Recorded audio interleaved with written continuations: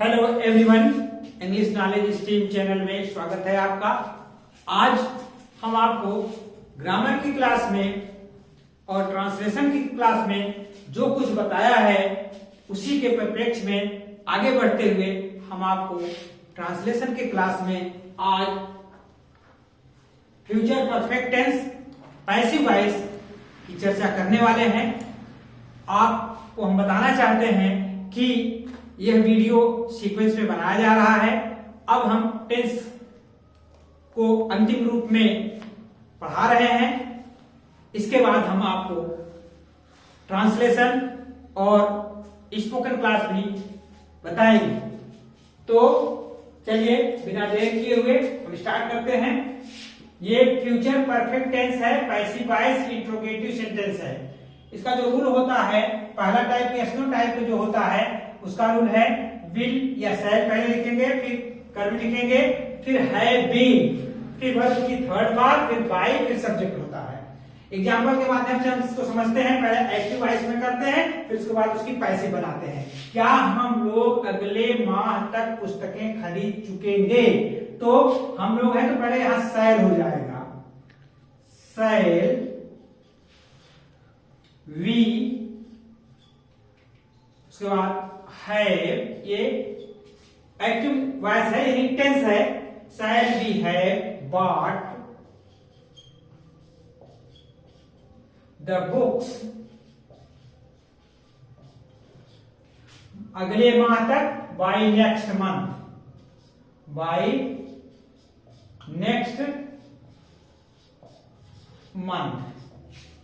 अब इसका हम जब पैसिव करेंगे तो पैसिव में हम सबसे पहले रूल देखेंगे, विल या शैल लिखेंगे। हम यहाँ एक्टिव वॉइस में शैल इसलिए लिखे क्योंकि हम लोग था। और अब हम इसका जो पैसिव बनाएंगे तो जो इसका वो होगा, ऑब्जेक्ट होगा द बुक्स। तो द बुक्स के पहले हम क्या लगाएंगे? विल लगाएंगे, शैल नहीं लगाएंगे। इसको देख करके हम नहीं लिखेंगे, बल्कि ऑब्जेक्ट के हिसाब से हम उसको लगाएंगे। तो द बुक्स है ऑब्जेक्ट, तो इसलिए हम यहां पर लिखेंगे will, will the books, books, फिर उसके बाद ऑब्जेक्ट हो गया, फिर है बीन, है बीन, फिर वर्ब की थर्ड बार, बाय, बाट इसमें ऑलरेडी है, bought by us, by next month, next month, by us. अब वी का अस हो गया। यहां ध्यान दीजिएगा, बाय नेक्स्ट मंथ है अगले माह तक के लिए, और बाय जो है वो पैसिव वॉइस के लिए है। तो will the books have been bought by next month by us, या by us by next month, वो सेम चीज रही है। फिर दूसरा एग्जांपल लेते हैं, क्या वह मुझे कल पढ़ा चुकेगी? तो यहां पर वह है, यहां पहले विल आ जाएगा, विल सी है taught me tomorrow।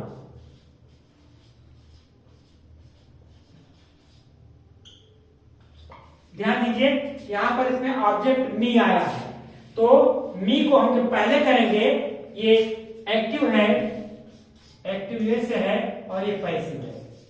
अब यहां पर हम पहले मी को लाएंगे, और मी का जो ऑब्जेक्ट का फॉर्म होता है तो मी है, लेकिन जब हम उसको सब्जेक्ट के रूप में लाएंगे तो आई हो जाएगा। तो आई, आई के पहले इसमें क्या लगाएंगे? विल या शैल, शैल पहले लग जाएगा, शैल आई, ऑब्जेक्ट आई हो गया। उसके बाद है बीन, है been taught, taught by her tomorrow, या tomorrow by her, tomorrow by सी का हर हो जाएगा। ये एक्टिव है और ये पैसिव। तो गाइस दो एग्जाम्पल के माध्यम से हम आपको इसका रूल क्लियर किया और इसी आधार पर आप जितने भी सेंटेंस आएंगे अगर एक्टिव पहले किया हुआ रहेगा तो पैसिव बना लीजिएगा और अगर पैसिव में डायरेक्ट करना होगा तो ये रूल फॉलो कर लीजिएगा। तो आप इसको नोट डाउन कर लीजिए। तो हम बी टाइप का जो होता है सेंटेंस इंट्रोगेटिव का जिसे WH टाइप करते हैं उसको हम आपको बताएंगे। आप इसको नोट डाउन कर लीजिए, हम इसको क्लीन करते हैं। तो गाइस इसमें जो WH टाइप सेंटेंस होता है उसमें रूल्स सारे वही होते हैं, केवल आपको प्रश्नसूचक शब्द यानी इंट्रोगेटिव वर्ड को जोड़ देना होता है, बाकी सारे रूल वही होते हैं। इसमें आपको कोई संदेह नहीं होना चाहिए। तो मैंने लिख दिया है, सबसे पहले प्रश्नसूचक शब्द रहेगा, फिर विल या शैल रहेगा, फिर ऑब्जेक्ट रहेगा, फिर हैव बीन रहेगा, फिर क्रिया का थर्ड पार्ट, फिर बाई और फिर सब्जेक्ट रहेगा। तो हम एग्जाम्पल के माध्यम से इसको समझते हैं। मेरी माँ कब भोजन पका चुकेगी। तो सबसे पहले हम क्वेश्चन वर्ड लिखेंगे कब, व्हेन। अब मेरी माँ है तो विल लगेगा इसके साथ में। When will my mother have cooked food tomorrow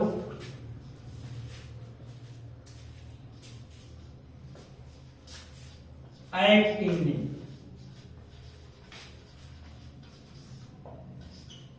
तो ये एक्टिव है। When will my mother have cooked food tomorrow at evening। तो जब हम इसको पैसिव बनाएंगे तो यहां पर फूड ऑब्जेक्ट हो जाएगा। तो लिखेंगे इससे पहले प्रश्नसूचक शब्द लिखेंगे तो व्हेन, उसके बाद लिखेंगे विल, क्योंकि यहां पर फूड है। व्हेन विल द फूड, उसके बाद हैव बीन, कर्म हो गया फूड, हैव बीन कुक्ड, वर्ग की third part, by mother, by my mother, tomorrow at evening, tomorrow at evening.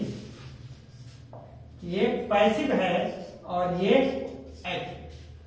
तो माइंड कीजिए कि when will food have been cooked by my mother. मेरी माँ है यहां पर, बाय मदर नहीं माई मदर, यहां माई मदर टुमारो एट इवनिंग। तो ये इसका एग्जाम्पल था। एक और एग्जाम्पल लेते हैं, वे आज मैच कहां खेल चुके होंगे। तो वेयर, सबसे पहले वेयर विल, उसके बाद they have played match today. ये एक्टिव है। जब इसका हम पैसिव करेंगे सबसे पहले क्या करेंगे, प्रश्नसूचक शब्द वेयर,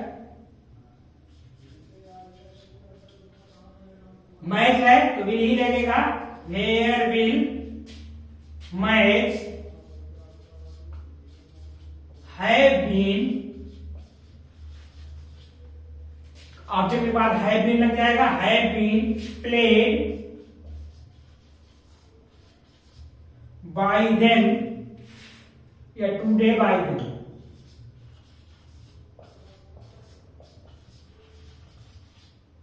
ये रहा पैसिव।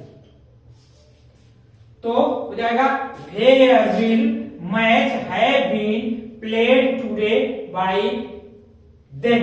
यहां दे का देम हो गया। और एक एग्जांपल और लेते हैं, तुम्हें रविवार को कौन अंग्रेजी पढ़ा चुकेंगे। तो इसका जब एक्टिव करेंगे तो who will have taught you English on Sunday। Active. इसका जब हम कैसे करेंगे तो आप जानते हैं इस टाइप के सेंटेंस को हु को पहले ही हम लिख लेते हैं by home. By home will English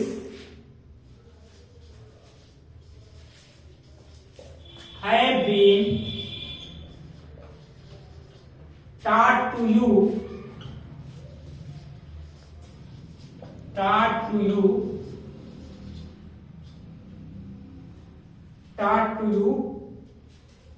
और क्वेश्चन मार्क लगा देंगे, पैसे हो जाएगा।